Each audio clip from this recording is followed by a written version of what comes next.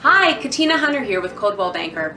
Some people call me and they get a little upset. They say, Katina, why the heck are these people asking so much for the house and the assessment value is like a third or a quarter of the price?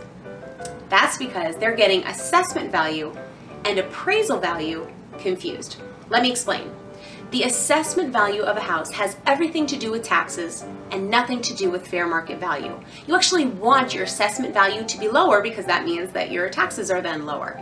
On the other hand, the appraisal value is how much a lender has determined they're willing to loan on the house. Basically the fair market value or the worth of that home. So you want the assessment value having everything to do with taxes to be low and your appraisal value to be high. I hope that helps. Let me know if you have any other questions and I'm happy to help.